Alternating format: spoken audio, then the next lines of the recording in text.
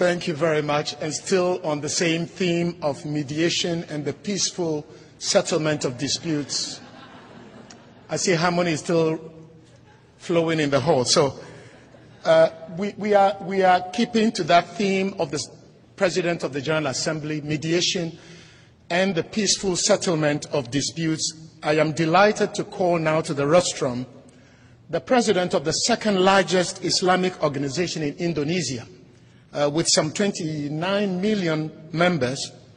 Professor Dean Syamsuddin is Professor of Islamic Thought at the State University in Jakarta, Indonesia. Please, let's welcome Professor Syamsuddin.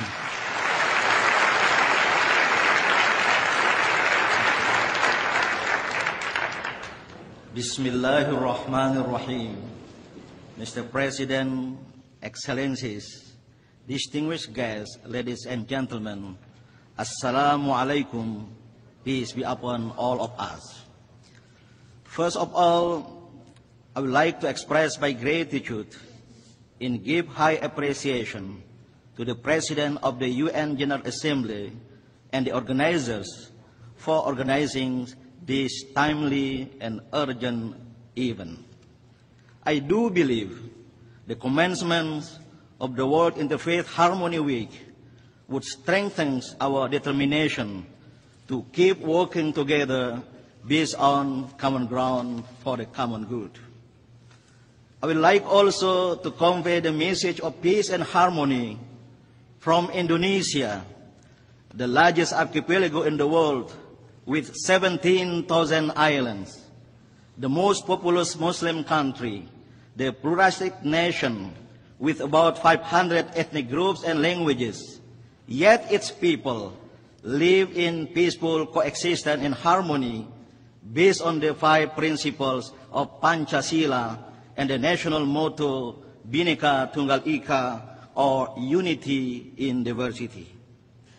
It's indeed great honor for me to be here today to share my experience and thought through my organization, Muhammadiyah, the oldest and one of the largest Islamic organizations in Indonesia and in the world, on the topic of mediation of conflict. At the time when differences often lead to frictions, and friction lead to conflicts, the search for peaceful ways of resolving differences and conflicts becomes imperative.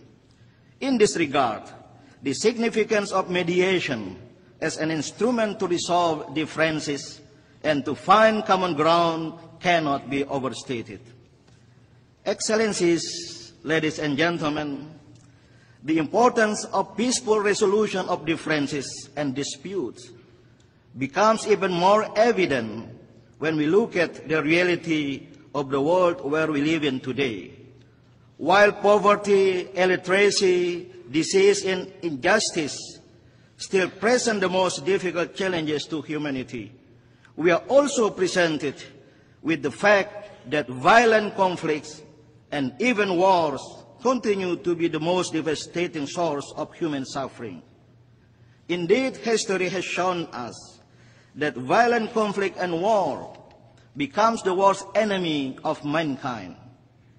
History also teaches us how violent conflict and war could destroy not only communities and nations, but also civilization.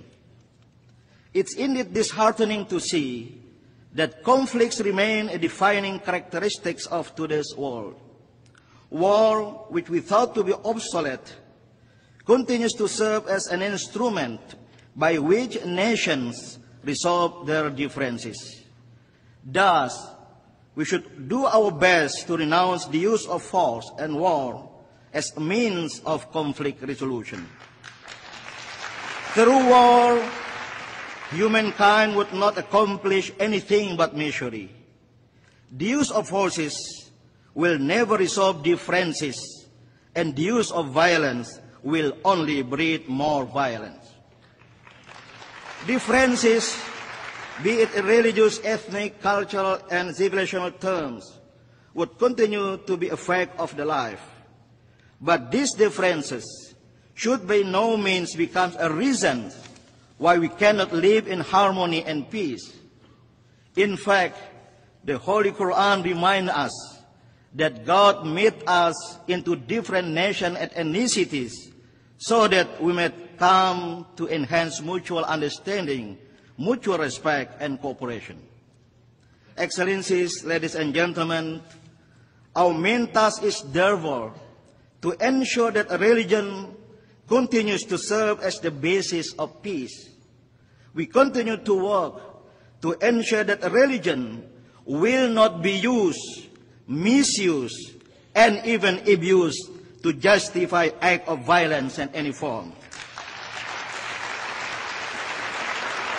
The Holy Quran strongly reminds us that whosoever killed a person without justified reasons is dead if he has killed all mankind and humanity. When conflicts do occur, it's our task also to ensure that those conflicts are resolved peacefully, not through the use of violence. Excellencies, ladies and gentlemen, mediation through interfaith dialogue would not be meaningful unless parties to such a dialogue are able to articulate their point of views in frank and candid manner. Dialogue would quickly turn into political theater if we cannot be honest with each other. Fruitful dialogues could only be achieved in an environment that promotes candidness and honesty within a spirit of togetherness. The challenge we are now facing is how to continue emphasizing the value of mediation through interfaith dialogue and cooperation as an instrument to bridge civilizational divides and conflicts at all levels. Finally, it's my hope that the 2012 Interfaith Harmony Week would serve as an integral part of our efforts to bridge divides among civilizations, among states, among nations, and among communities. It's also our hope, and the hope of all of us who are here today, that our relentless effort will in the end yield to peaceful, just, prosperous, and harmonious world. Thank you.